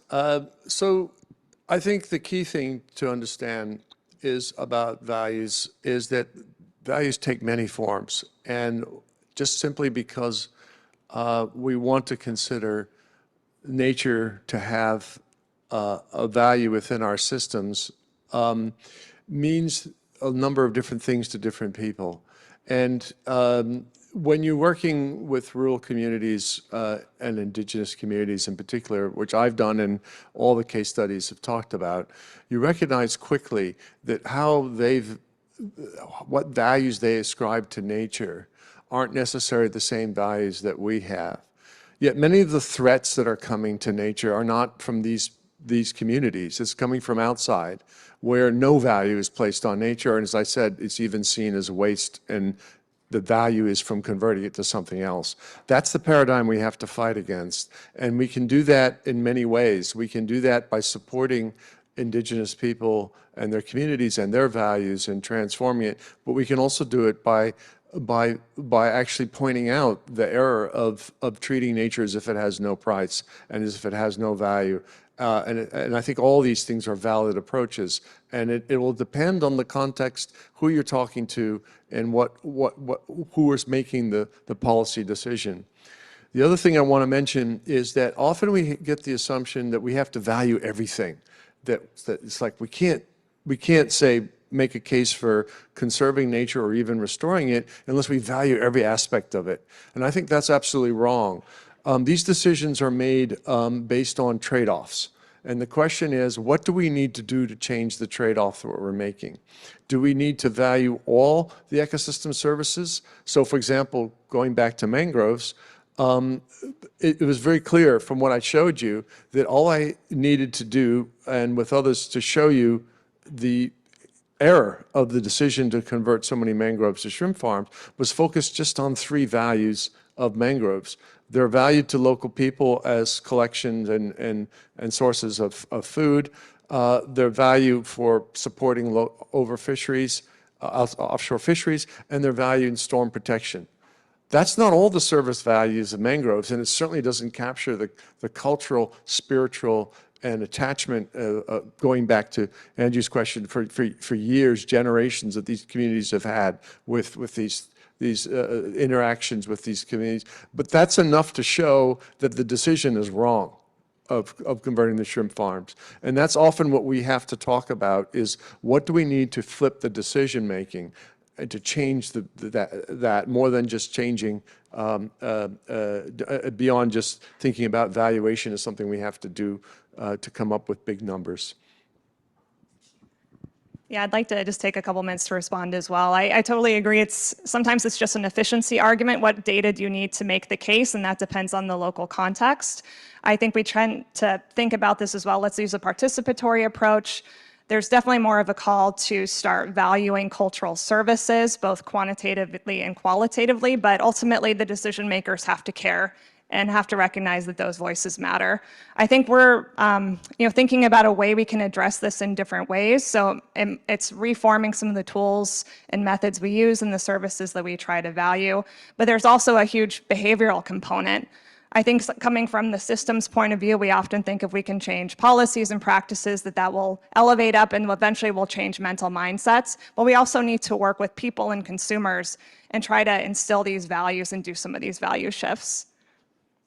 On the land opportunity cost question, yeah, I think it's a really interesting one. What is our baseline? I think that boils down to. This comes up, I think, with a lot of land use trade-offs. So if we cut timber down, we can use that in construction and other sources. From my understanding, I think life cycle analyses, for example, with timber, there's a lot of problems with that, and they tend to ignore the opportunity costs of the carbon mitigation benefits those forests provide immediately. So I don't have much more to comment on that, but just to say it's an incredibly important issue. I think the economics field needs to do a lot more research into the opportunity costs and kind of that baseline question of where do we want to go, what's the reality of our population size and other competing demands, especially with biomass, when you think about that as a decarbonization solution versus the land that we need for food and forests. So would anyone else like to respond to those two questions? I would like to add that we are talking about indigenous knowledge and incorporating the perspective of vulnerable people in remote areas. In that sense, what I think that what we need is to highlight the social and cultural dimension of NbS. Nature-based solutions lack the part of culture in the name, then it is perhaps in some way invisibilized the key role that indigenous knowledge, indigenous people, rural communities, and other way of thinking could provide solutions for our challenges, and including the local perspective and priorities into the equation. I was trying to highlight that in the final slide, but didn't have enough time to show how local cases and national cases highlighted that too. Thank you.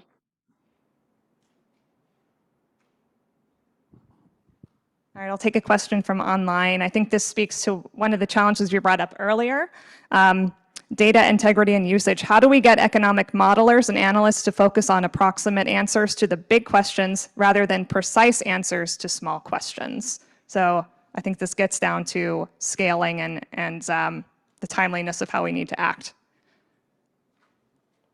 Madhu, do you want to start?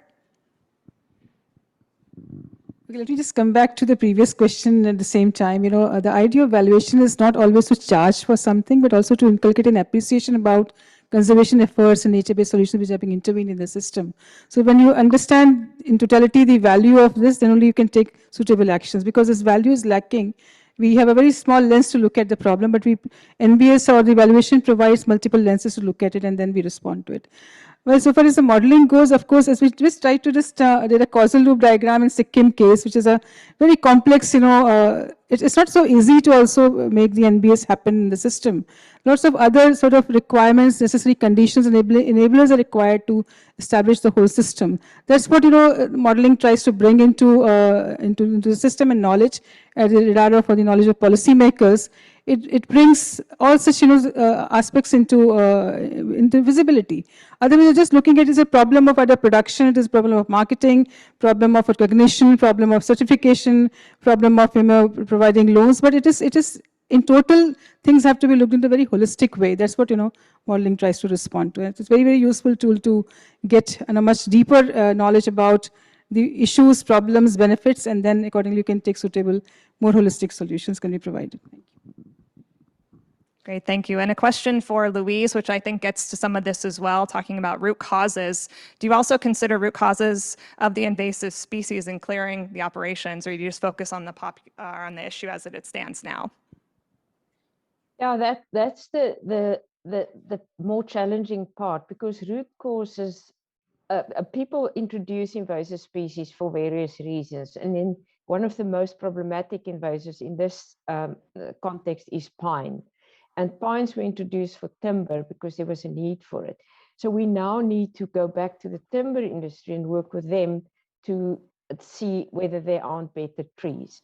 And also they started changing, but some of the trees that already escaped the forests are now problematic, and we need to do damage control.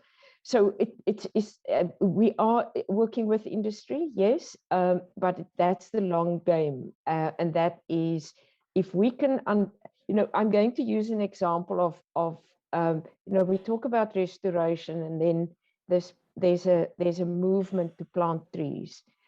I think there's also a case to be made to look into the future and ask ourselves, are we trying to put to do a short-term fix to a long-term, to a problem that took us years to get us here? And then often one tend to look at the quick fixes, which are fast-growing trees, which are often invasive trees. And then we have this unintended consequence over the next number of years that one has another problem to solve. So I think that's where that precautionary principle, that long-term view, the science should get a very significant place in decision making. Thank you, Louise. Let's take a couple more questions from the audience. The woman in the pink sweater. Hi. Can you hear me? Yeah, thank you, and thanks for an interesting morning. So I'm Liz Drake from the FCDO as well, and I stand between your lunch and watching a resignation speech as well. So my question is one about political economy, which for me has been not discussed enough today.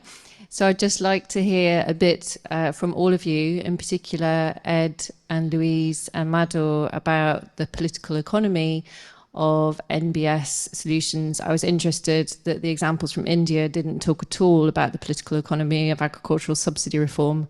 Having lived and worked there, I know how difficult that is. And if, part of the solutions that you're putting on the table here about redirecting public subsidies being the key thing that we need to do, it's very striking that we have very few examples of success around the world. I'm sure Ina will talk to you about her work in Costa Rica on payments for ecosystem services, but the political economy questions here are huge, and I would just really like to hear your views. Very live thought for us at the moment in the UK.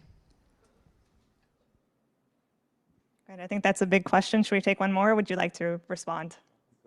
Okay, let's take one more, please. Thanks. It kind of follows on from the last one, actually. So I totally get the need to internalize costs and give nature a price so that it's valued in decision making. But it also seems to me that, particularly in developed countries, if we're going to marry that sustainable production with sustainable consumption, we're going to have to consume an awful lot less and very differently from the way that we do at the moment. And if that's true, I wonder if you could give us any insights on how we set about shifting that demand. Great. Why don't we do Ed, Madhu, and Louise, and open up for Yadira as well, because we haven't heard from her on the questions yet. I love big questions. Seriously, for years, economists like myself and others have been arguing the case that we can't go on hiding from the environmental costs of what we do. And I don't know what more it will take. We keep coming up with more numbers. There is evidence time and time again of the damages that fossil fuel subsidies do, yet we still persist with them. Agricultural subsidies, we're starting to understand environmentally harmful cases. And I think that all we can do is keep going and pushing it, because if we don't talk about it, that's exactly the problem. It stays hidden. We carry on and we bemoan the damages, but we don't see the root causes. And because it's hidden from us, these are hidden in our economies. We don't see it. We don't see when we consume meat, whether that meat is coming from subsidies that lead to destruction of the environment. We don't see that with other things as well. There's some progress on fishing subsidies lately, a little bit on fossil fuel subsidies, but now we're back in a world where the focus is on increasing domestic production of food and also finding new sources of fossil fuel energy. And we're in some ways stepping backwards at a time when we actually need to accelerate change in the next 10 years. As terms of demand changing, well, there's two sides to the market. There's supply and demand. If the market isn't taking into account environmental costs, and if the actions in the market are hiding subsidies that damage the environment, then people aren't going to change the demand just as much as we're not going to change the supply. And so, again, it means us taking responsibility, our individuals, policymakers, businesses, to try and rectify that. It's a huge challenge, but we have to keep going. Madhu? Well, responding to the agricultural question in India, one of my colleagues, Helen Ding, based out of Europe, works a lot on realigning subsidies across various sectors. And that's what is happening. We have policies which have all good intentions, but policy is not just ultimate thing to happen on its own. It requires enabling mechanism, good institutional support, good market support. So policies have good intentions, but they have got bad outcomes many a times. That's what happened in many cases of subsidies. They were meant for a specific purpose, but they were not just used, they were overused, they are misused, and they're abused. That's what has led to so much of destruction across various ecological systems. So there's a high time to align these subsidies, and every intervention has got its own shelf life, I would say. They live their life, but they've been used and overused. They try, they start distracting the system, then rebuilding the system. That's what is required in this particular case to, like for example, in organic cultivation case, we don't have subsidies available to promote organic farming in India.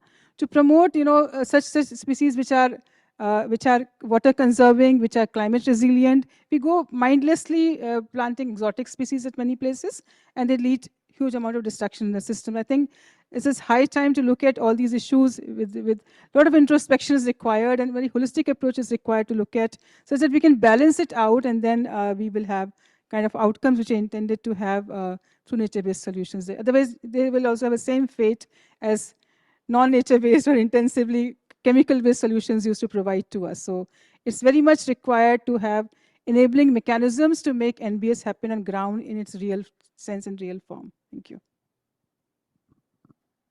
Great responses. Yadira and Louise, any final reflections from you before we break? I'll start with Yadira.